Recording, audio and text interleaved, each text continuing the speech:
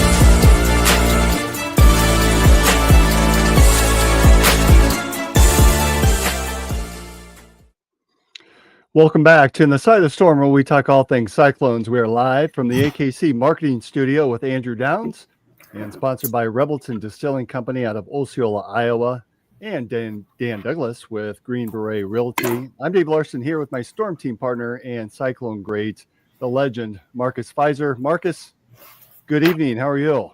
I'm doing well, Dave. How about yourself?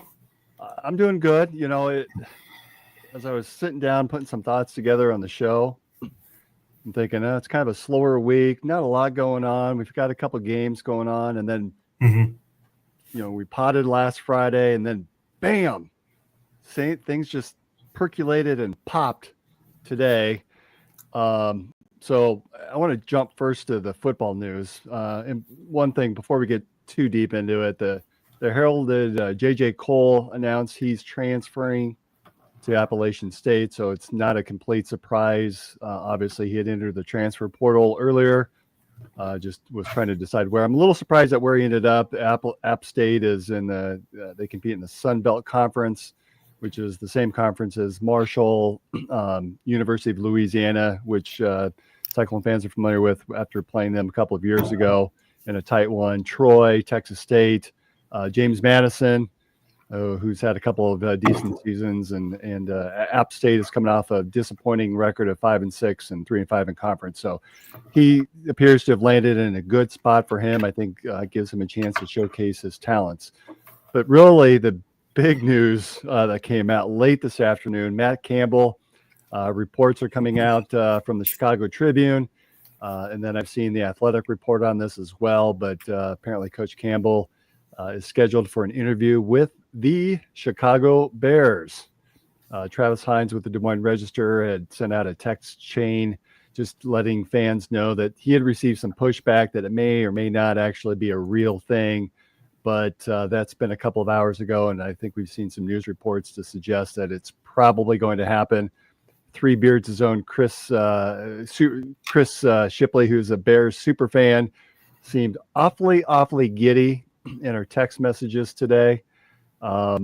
Your thoughts, Marcus, on Coach Campbell and being tied in with an interview with the Bears? Well, I mean, being a student athlete once before and having my head coach is, courted by the professional ranks is something that I'm versed to. So when you have great coaching, it's something that you should expect. I mean, we can't be too upset about that.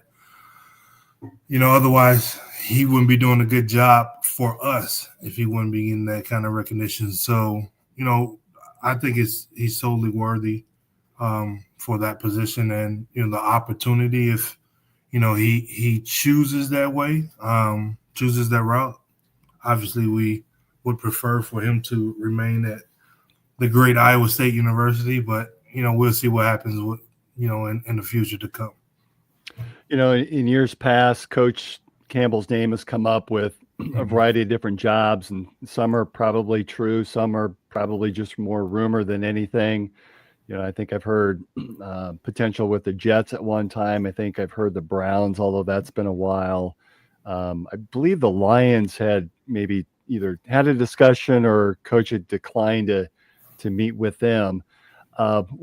Potentially, do you see there being a fit here with the Bears? With the young squad that they have, especially with the young quarterback that they have, that's extremely talented. Coming into an organization that hadn't, in the history of the organization, fired a coach during the season, that's something to think about. I think his approach and his style of coaching would definitely translate with those type guys, and you never know until it happens. Like I said, we much rather him remain at Iowa State, but we totally understand it's a business. We understand that we each and every one of us want to elevate and level up, in whatever our professional ranks are, and we're wishing the best if that's what he decides to do. Well, and you're right. That seems like an ideal landing spot. If you're going to pick a spot, you're staying relatively close to home. We know he's an Ohio native. I think that there's a number of Iowa State fans that are in and around the Chicagoland area that, of all the teams, this might be one that Cyclone Nation could support, with the Bears being so close. Obviously, I agree it would suck, but boy, having Caleb Williams, a young guy that has shown a lot of potential in this first season with the Bears, that seems like a great opportunity. Yeah, for Chris Shipley, it'll be bittersweet. But I mean, at least I guess for that side, he'd probably feel like now his Bears can, be elevated out of the skid that they've been on. But it's just the nature of the game. Like I said, we don't want to hold anyone back. Even when my freshman year, when we got called over to the Hilton, very early in the morning, to get that news from Coach Floyd, I knew, then that it was something that became a part of the business. I understood it more. Didn't hold no ill will feelings or anything about him from that moment, on. I mean, it's just a part of it. And then he was replaced with Tim Floyd 2.0 with Larry Stacey, and the rest was just history. So it's just the nature of the beast. And now I'm sure, as much as collegiate sports is turning into a business now as well, I know the guys will understand it. Looking back at the time with Floyd, there were a lot of rumors circulating in those, even the last couple of seasons prior to him accepting the Bulls job. As a freshman, looking back now, did you see some signs in retrospect that you thought, yeah, I saw that one coming? I've heard rumors that Jerry Krause or Jerry Reinsdorf were pulling up next to the Hilton and picking up Coach Floyd and going out for lunch after practice. Did you see any of that going on? I didn't see any of that. I saw them quite often at games and things of that nature, and I knew at that point, I mean, I didn't really even know how to play basketball, so I knew at that point they weren't there looking at me. So, you start putting two and two together, the more and more you heard about different things. But, I didn't let it affect my play. I mean, like I said, I was learning to, be a student athlete, learn how to play basketball better. Once the news came down, I mean, I never once had an ideal about transferring. When Coach Stacey came in, and we sat down and had a talk, and got into practice, I realized that it happened for a reason, and like I said, the rest is history. Well, you talk about the transfer portal. That's probably the biggest thing that's concerning for me, is that the portal itself closed, but yet with the new rules, head coach leaves, that reopens it up for another 30 days for those players. And I just, boy, here we are coming off our best season ever, most wins, in history, a lot of promise for next year. Boy, I think that'd be a big hit to the team if he were to choose to leave. It definitely will.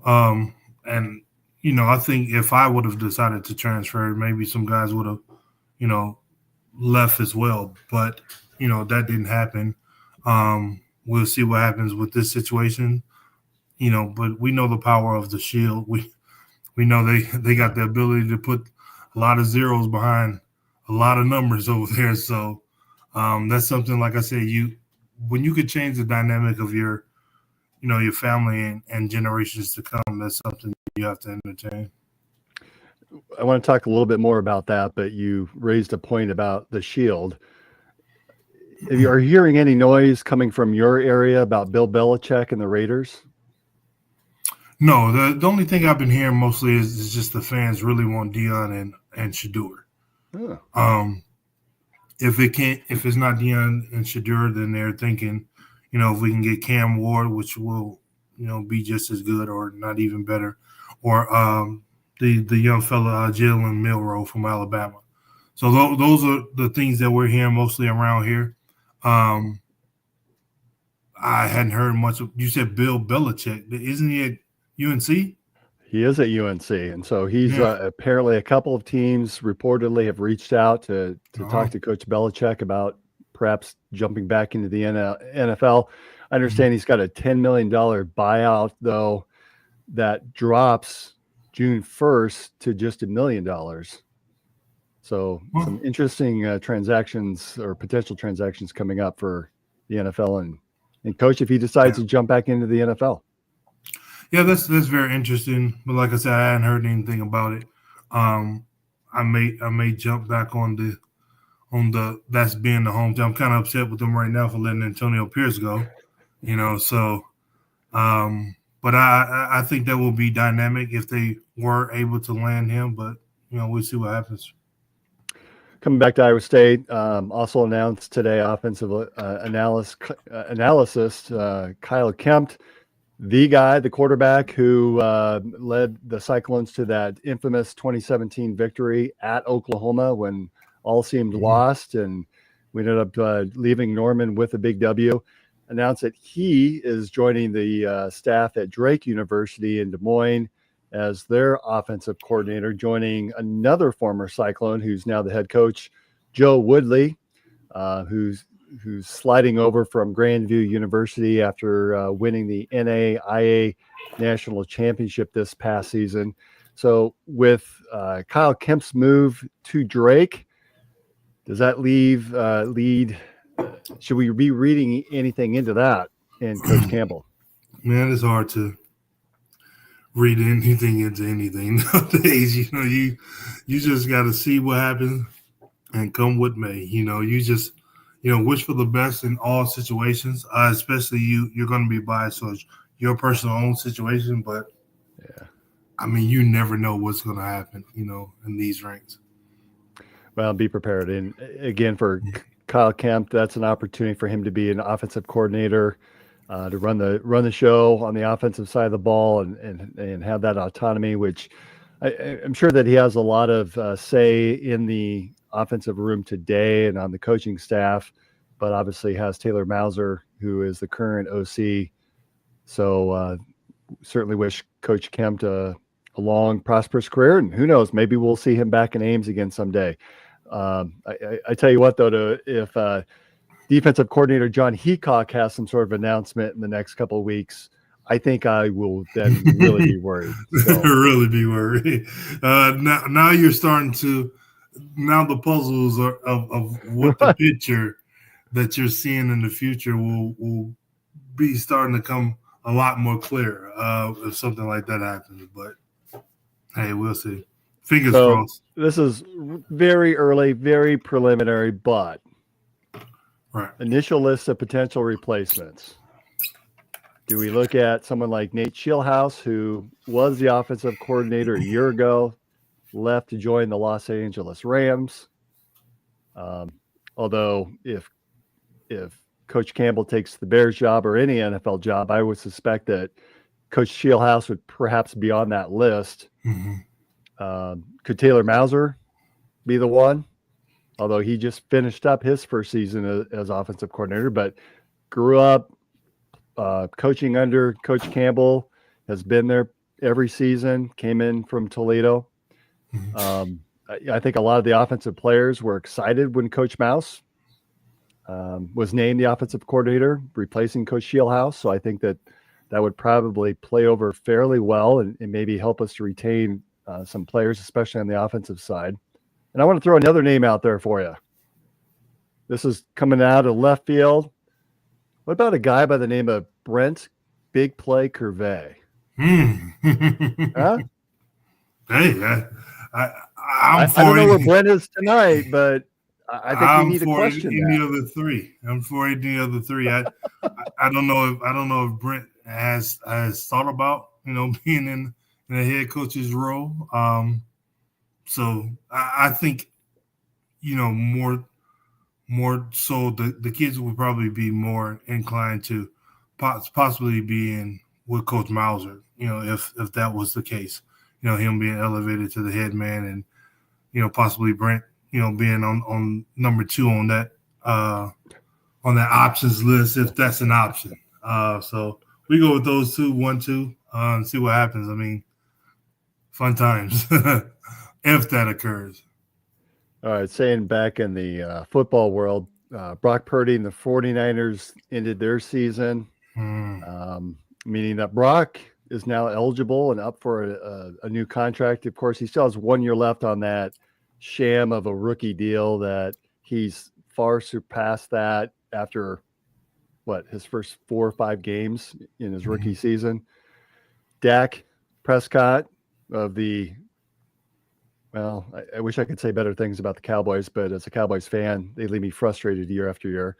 But Dak has set the bar at $60 million a year. I think that they need to sign Brock early in the signing period and not wait, because inevitably other quarterbacks are going to sign deals, and that number is just going to go up and increase. So if you sign him now, you probably get a little bit of a bargain. What do you think? I think from what we know about Brock, he's definitely deserving of it. I definitely think his representatives and everyone may push to get it done earlier so they can get the ship back on course.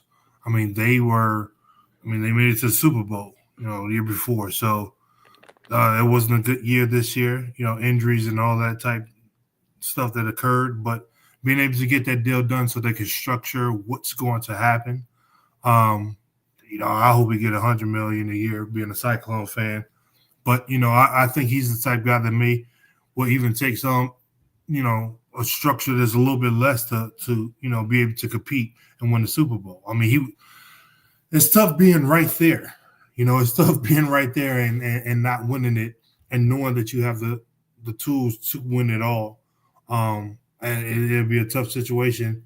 I personally think them waiting so long for Dak and CeeDee Lamb, hurt this season.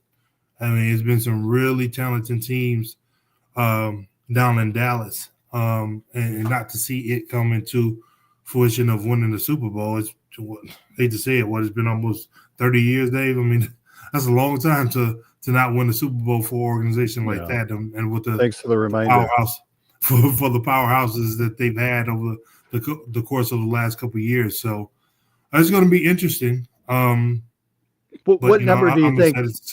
What number do you think they land at? Because I agree. You got to kind of get him set so you know what kind of money you have to deal with to sign other free agents. But if you were to take a guess, what number do you think they land at with Brock? I think, if the barometer is set at 60, and that means every year it gets higher. So if he can get the closest to that 60 or be at 60, I mean, I think Lamar Jackson could have gotten a little bit more, and he piped it down a little bit, if there's something to say or whatever, to be able to structure the team. So I think Pat Mahomes said it higher. It keeps getting higher and higher, whatever. But like I said, I think Brock is in a situation where, and not to say the other guys are money hungry or anything like that. I'm all for athletes getting as much as they can. because once those wheels fall off, they fall off and not getting back on. Well, but when you have Brock's got to pay for all those Toyota trucks that he bought as offensive lineman too. if Brock paying for those, he need to get a different agent because that's not a good deal. That's supposed to be an endorsement deal already set up. But those are some nice trucks too. I rented one of those trucks for the funeral when I went back home, and very thoroughly impressed. And I just had the basic, entry level Tundra. Had me looking at the newer ones today. There you go. If I'm going to predict, I think that Dak at 60, I just don't see Brock. Remember, this is his first big contract. And I want to say the 60 for Dak was his second one. So I'm going to guess 50 to 55 range, which is incredible to be for any player, much less the last pick in the draft from Iowa State University. I think Brock has done himself good. And boy, I hate to say settle for 50, but that's a great number to land. Yeah, I was feeling about 55 to 57-ish. If to maximize as the amount of money that he can without hurting the team. If it's going to help the team a lot more, then he may, dial it back a little bit. I mean, because, in years to come, they always restructure and then try to, get higher and higher. I think with Dak really had the leverage with the Cowboys. CeeDee Lamb really had the leverage at the time to get that much money.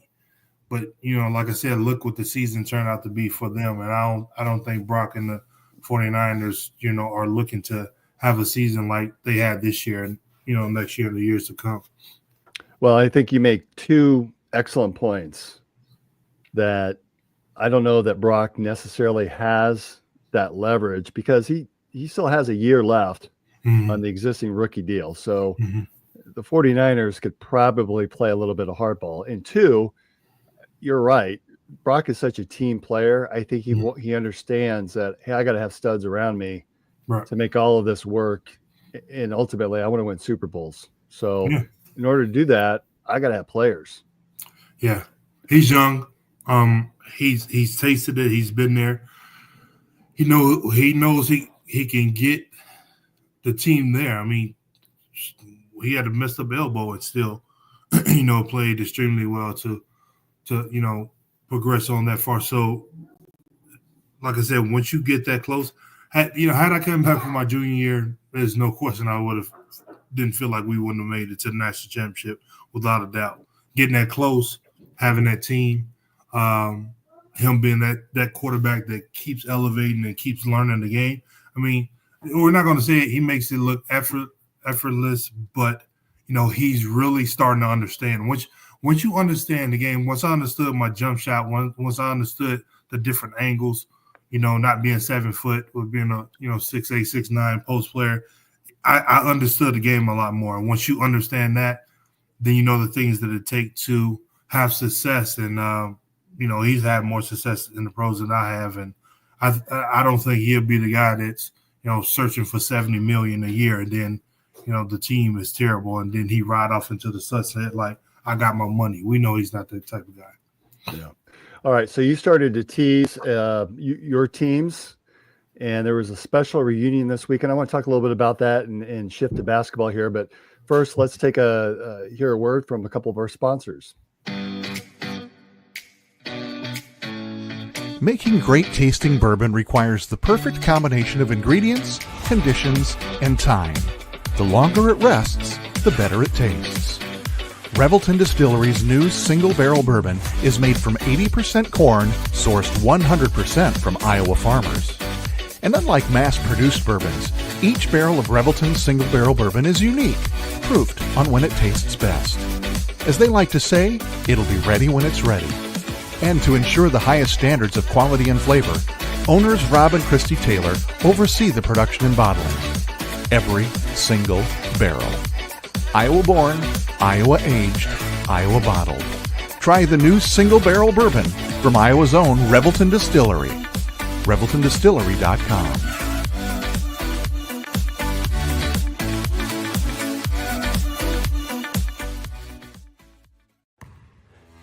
energy meets precision, anything is possible.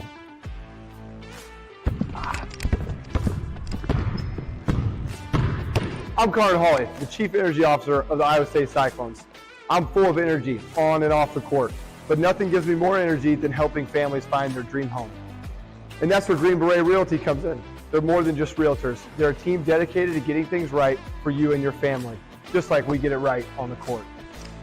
Sometimes it takes a team to get the call right. And when you're buying a home, you want a team that makes all the right calls. That is Green Beret Realty. And here's the best part. When you buy or sell a home through Dan at Green Beret Realty and mention this ad, he'll make a donation to the We Will Collective, helping student athletes like me thrive on and off the court.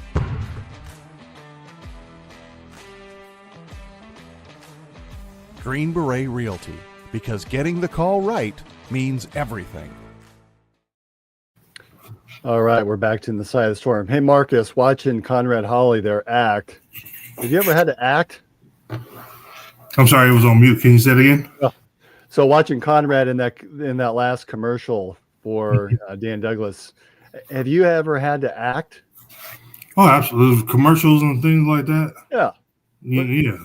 Yeah. Different commercials, different, like promotional drops and stuff like that. Absolutely.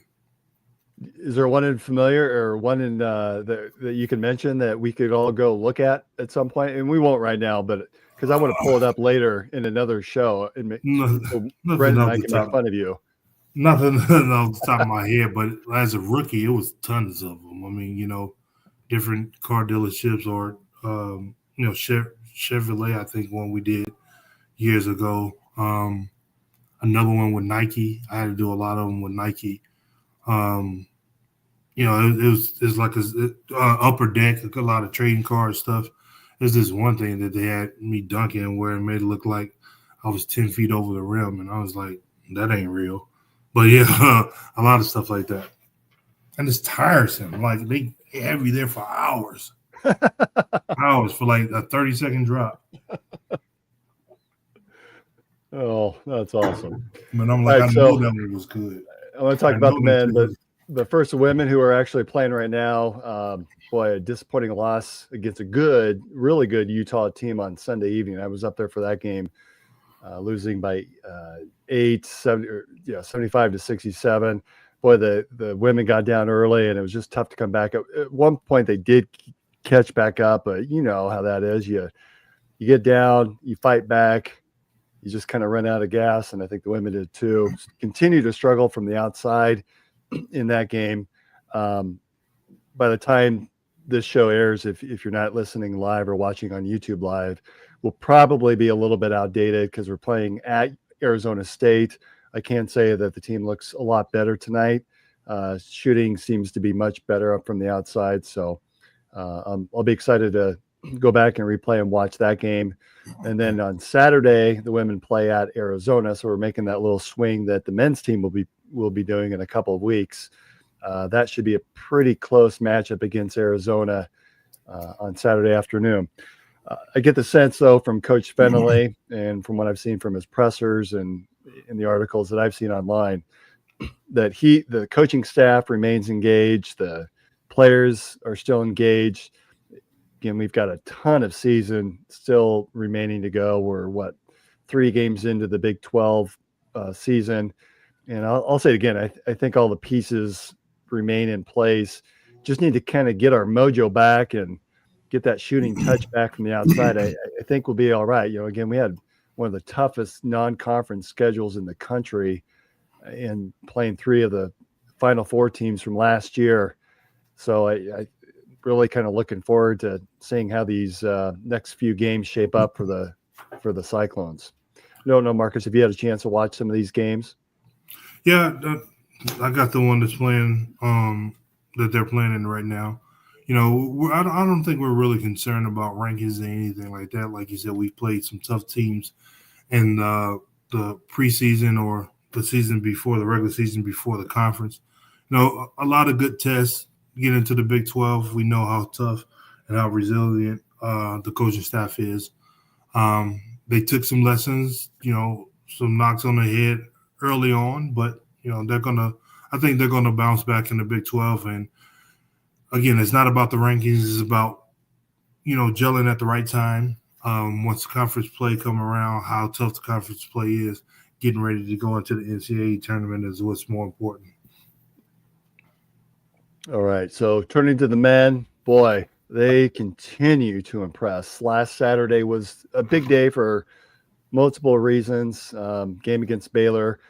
Iowa State, boy, they really won with ease. I know, Marcus, you had other commitments and weren't able to watch or make it back, although I asked you before the show if you were like Dak Shepard, who was at the Golden Globes on Monday and was sitting there watching the Monday Night Football game on his phone while he's in the crowd. It doesn't sound like you had that same opportunity, which is unfortunate, but I totally understand. But still, won with ease against 25th ranked Baylor Bears, 74-55. It really wasn't much of a contest. But at halftime, that was one of the things that was pretty special. 25th anniversary of two very special teams in Iowa State history, the infamous Elite Eight team, starring none other than Marcus Fizer and Jamal Tinsley, that made it to that Elite Eight game. And a lot of players are back for that. I'm going to try to switch it over here to my Twitter page. So I was there, able to sit kind of close, and was able to see some of the halftime festivities, and it was a lot of fun just seeing some of these old faces coming back. And I don't know if you've had a chance to take a look at some of these players as they came back and were announced or not, but familiar faces. Yeah, see Brad, see Richard. There's Justin and Brandon Cantrell. Boy, Cantrell That's looks my like rookie. He still looks like he can bring it. I mean, has he changed at all? A little bit. I think he's changed a little bit. We all look like we're about 46 now. Although Shane Power the Blue, he's a good-looking guy. He looks like he's in shape.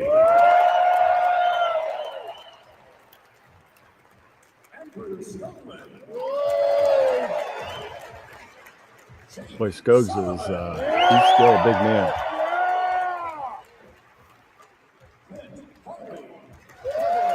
There's your old college roommate, right? Weren't you Watkins roommates? Yeah, Thomas. Yeah, he lives down here in Phoenix. We've seen each other 2 or 3 times a year. Coach Randy Brown. Coach Brown, Coach Carroll. Yeah, a couple of coaches there, and when Coach Carroll left, he had some head coaching gigs as well. Wasn't he at the University of Denver? Assistant coach Trey Chapman. Yeah, me and Trey talk a lot also on Facebook.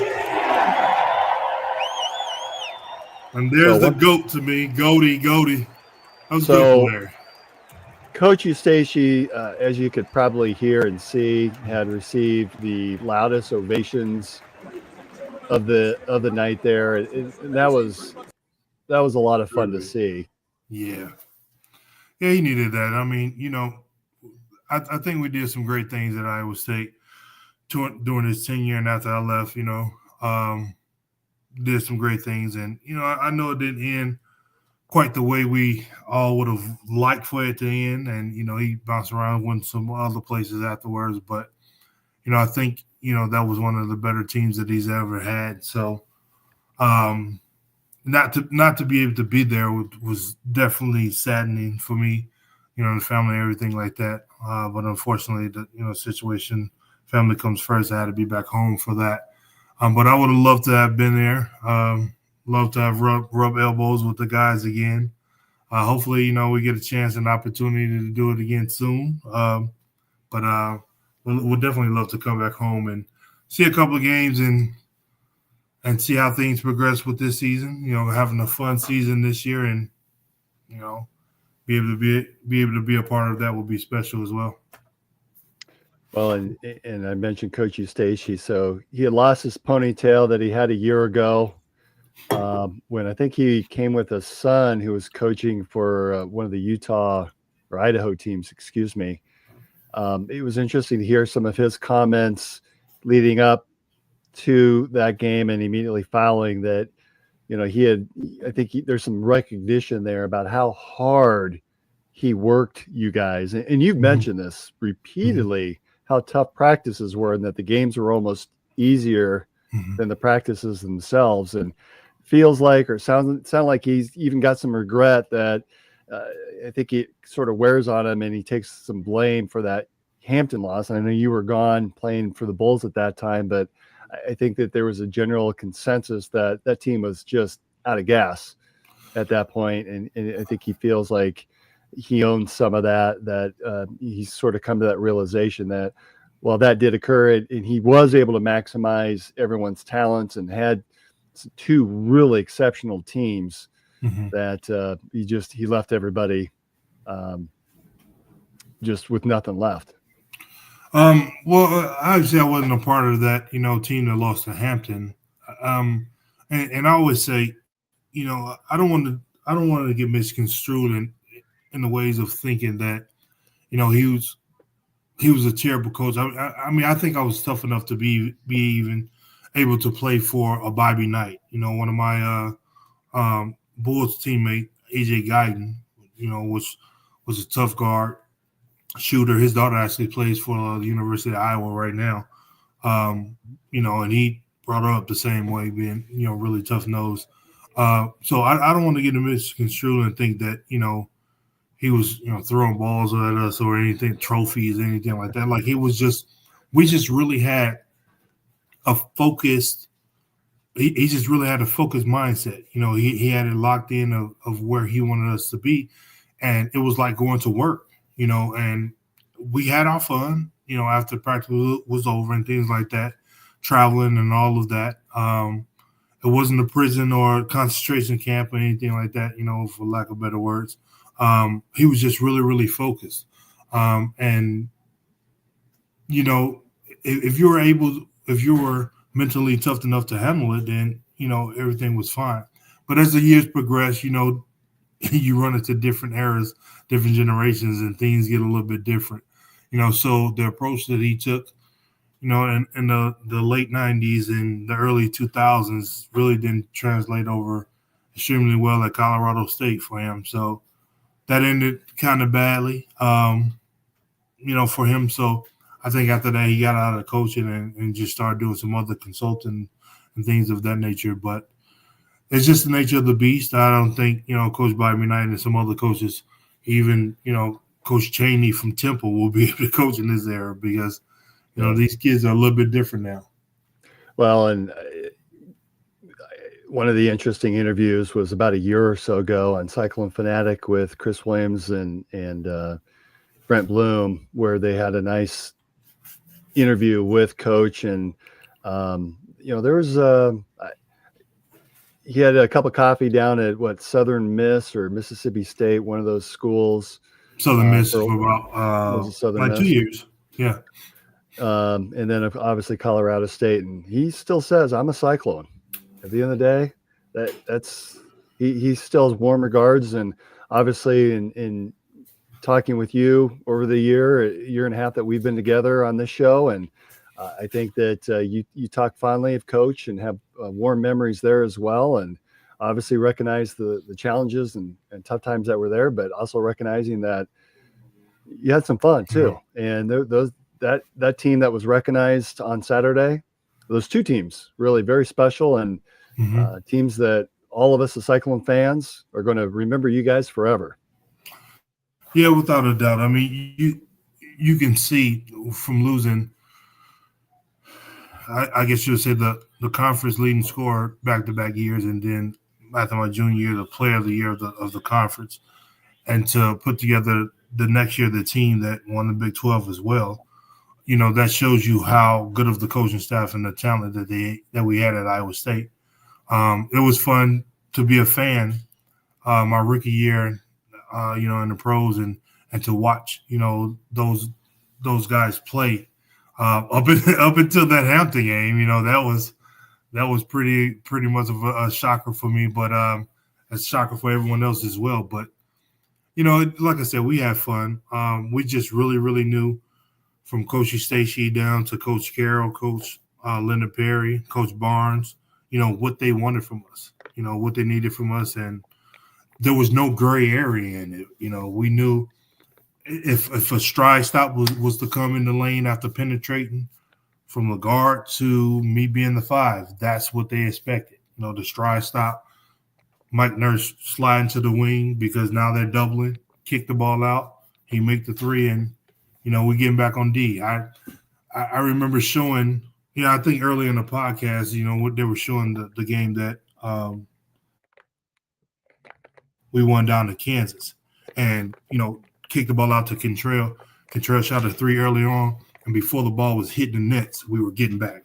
I was peeling out of the lane, getting back on defense, and he made the shot. He was pointing back for Mike Nurse to get the hold, and he was getting the top. It was that structure that we knew. That offensive end was an exciting reward. We were based on defense, and we knew as soon as we knew that offensive possession was over with a basket or a missed shot that we weren't going to get, we're getting back on defense to protect the hole. So we just knew the things that we had to do to be successful, and once you buy into that translates into wins.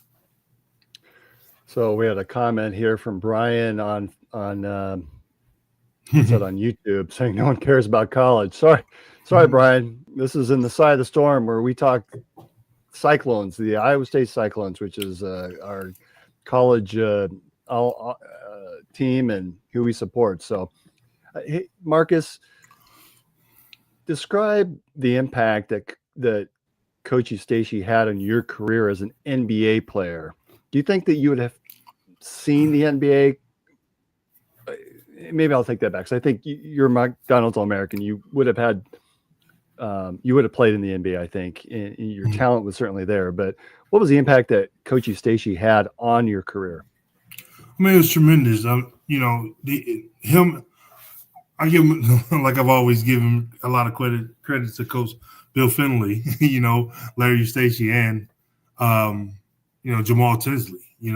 I think that was a trio that really put together a lot in me, and I would say Coach Leonard Perry as well. Coach Perry was on me extremely hard. Like there was no kind of star treatment or anything like that. To bring that coaching staff in, it really, really translated to my game, making me tougher, making me understand the thing that was needed. Basketball really was a job. It really was something that you celebrated and had fun, either in the second half when it seems like we were in control or after the game was over. So to be able to have that dynamic of support all the way around, I was excited about coming back for my senior year, especially after losing the way that we lost. But, like I said, the story goes, unfortunately, how my parents' house burned down, my childhood home burned down. So at that point, it was evident that I needed to leave, and the opportunity presented itself. Well, who knows? With the way that the NIL is working, I think you still might have a year of eligibility left. The eligibility may still be there, but like I said earlier, when those wheels fall off, they're done. I could put a little fix and flat in them for a couple moments, but nah, I'm not hedging out on a Keyshawn Gilbert or Team and Lipsy. Those guys will blow right by me at this point. Well, and speaking of this year's team, so last night played Utah, came out ahead again. Started a little bit slow. I meant to take a quick look at the halftime scores. It felt like we were in the 30s at halftime, and I really kind of questioned whether or not we would hit that 80-point mark, but ended up doing that. And to be honest, I don't know what the hell I was drinking on Friday, but I think I'd said Houston on Tuesday, and I think I just looked at the wrong logo, and we don't even play Houston until February, and it's in Houston. I think we'll all know when that game is because it'll be all over every station, and I think it'll be probably on primetime ESPN because that's going to be probably a huge game for the Big 12. Last night, Taman with 20 and Curtis with 23. One thing I found interesting, Deshaun Jackson, though, had really an off night. 0 for 2 shooting and no points. Thoughts on Big Dog? Yeah, we got to get a lot more production out of him. we're starting to get into the course of the season that's way tougher than, a lot of the early season, the regular season.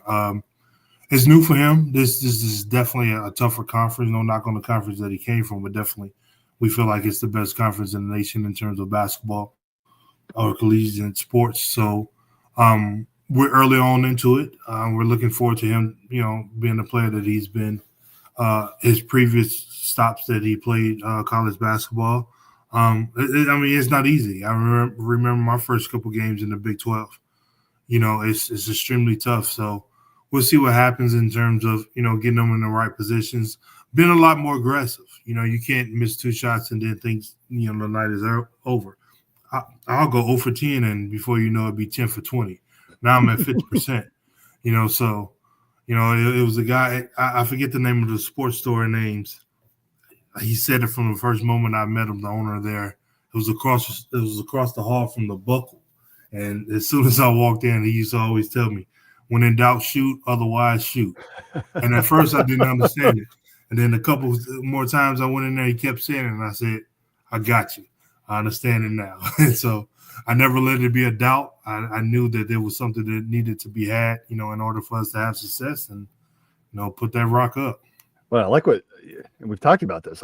What I love about this team is that we can beat you in so many different ways. Yeah. If the big guys are off, you know what? We've got guards that will kill you. And that's kind of what happened last night between Taman and Curtis. And then, boy, if they're off a little bit, we have the presidents down low that will take over. We've got Momcilovic, who will just start draining threes from the outside. And what's that say about this team when we have really an off night and can still beat a quality team like Utah the way that we did? It reminds me a lot of our teams. I know there was a few games where, they focused in on me and, Jamal will have a triple-double that nobody's seen happening. I remember specifically we played Missouri at home. And I forget the big Soyoye is an African kid. I caught an elbow in the throat going to rebound the ball. And, it really threw me off my game. I told Jamal earlier, I was like, man, I'm hurting. It really, really threw me off my game. Mike had a big game, knocked down some big shots. Jamal carried us that game, and at the end of the game, he had a triple-double. I personally would like to see, Milan, shoot the ball a lot more. That guy has a stroke on him that is just absolutely – it's pretty. it reminds you – it reminds me of Peja Stojakovic. To have a big kid to be able to shoot that ball, and it's one of those shots that don't hit the rim a lot. Or another guy, a little bit of a different player, but coming back to your era, Mike Nurse. I mean, that guy can shoot it. Yeah, Mike can really shoot it. He reminds me a lot. Curtis reminds me a lot of him. Just straight, fearless. I've seen Mike catch the ball from across half court, and I'm looking up thinking to myself, what the hell is that? But he put the ball up and, definitely knocked it down. Not sure if you saw this, but last night the number 1 team in the country took a tumble against Florida, which you hate to say this, but Iowa State, next game is Saturday at Texas Tech. That should be a really good game. That should we come out victorious, we could be seeing a ranking of number 2. Yeah, that's going to be. I saw Texas Tech play a couple of days ago. I think when I was back home, I saw them play. They're really tough, especially at home. That's going to be an exciting one. And like I told you earlier, my Oklahoma City Thunder and the Cavs are playing now, and that's a real knockdown, Titan battle. So that's one I'm definitely excited to see. We've talked so much about the strengths and the talents of this team. Any concerns that you might have? Not necessarily any concerns. I like how level-headed TJ has this team. It's just, like I said earlier, it reminds me a lot of our team, my team. We just really didn't think I think once we got into conference, once we broke into the top 25, I really didn't think at all about rankings. Then we broke into the top 10 and they were saying, you guys in the top 10. I'm like, man, I don't mean nothing to me. Like these teams, these programs that we're facing are tough. I was so locked in on just doing whatever we had to do to win. We were in those winning streaks that I didn't realize that we were in those winning streaks. It was just a level-headed ball club that we did whatever we had to win, and I think this team reminds me a lot of that situation. Different era, they're playing a lot of different teams now than maybe the powerhouses that were in the Big 12 for us then are have moved on, but you still have like the Houstons and Kansas is still there. So we're going to see what's going to continuously happen once we get on the road and face a team like Texas Tech and things like that. Once we start winning those ball games, I knew that we had something special, and I'm looking forward to that as well here. Well, without being Captain Obvious, you have a bad shooting night. That's always a risk for any team, right? Just It happens to the best teams, even those that make it to the Final Four. It happens on occasion. I guess the one area that, and I think it came out last night in particular, there was at one point Utah went on a 15-2 run that Keyshawn hit a three to stop that and stop the bleeding. But at times we seem to, I don't want to call it laziness, but at times we get complacent with the defensive rebounding. We've seen a lot of positives on the offensive side, and boy, when they want to box out offensively or defensively, we look damn good.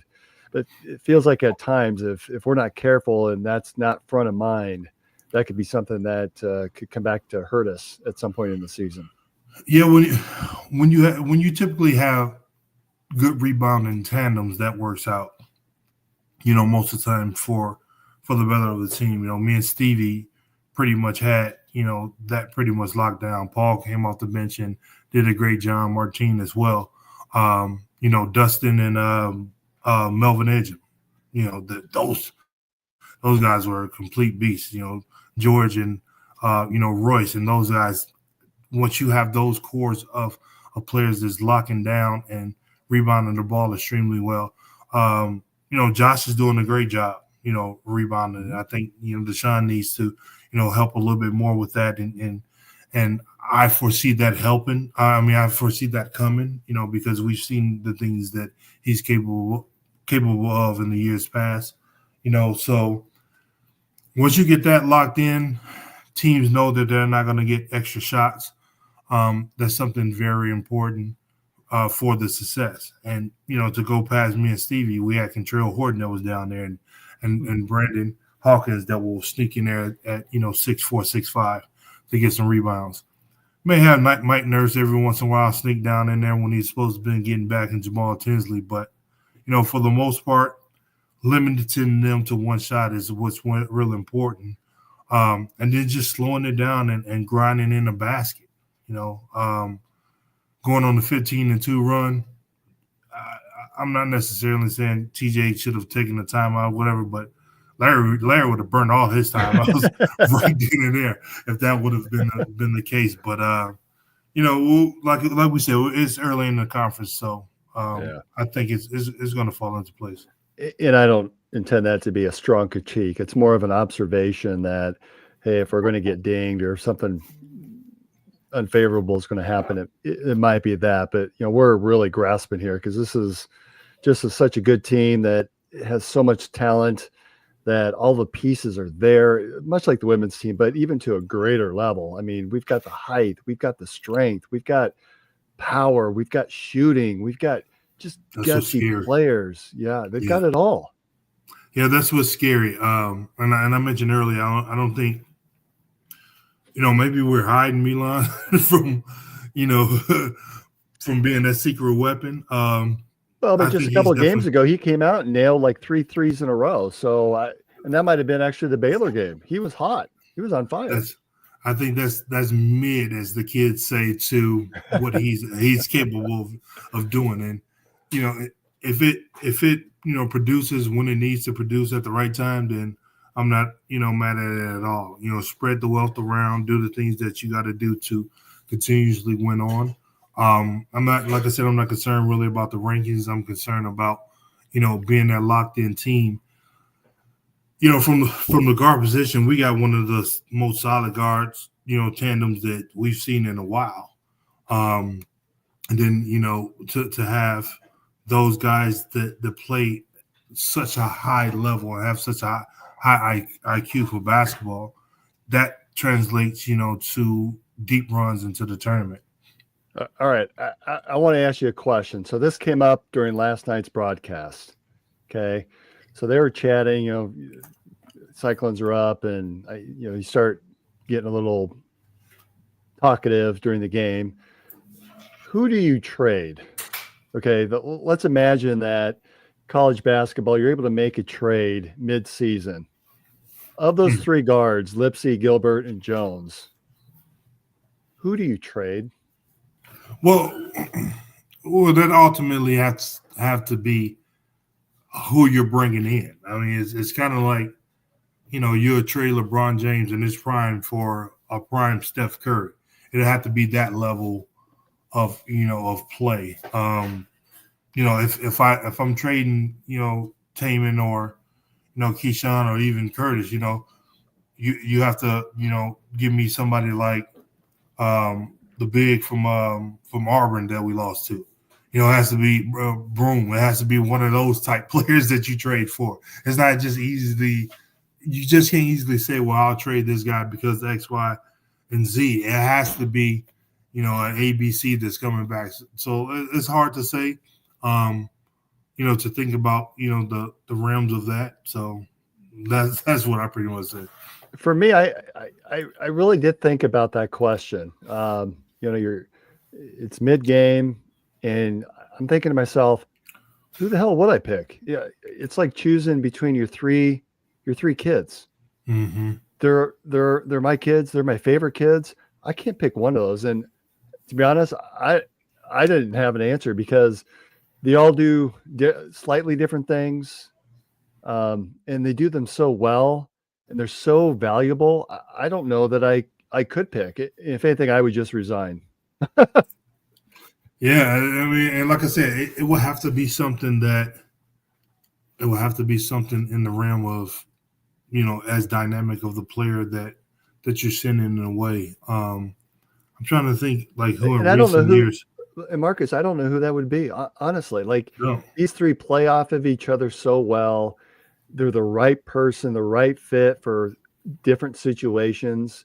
Mm-hmm. That they are the heart and soul. They're the engine of this offense and really of the defense too.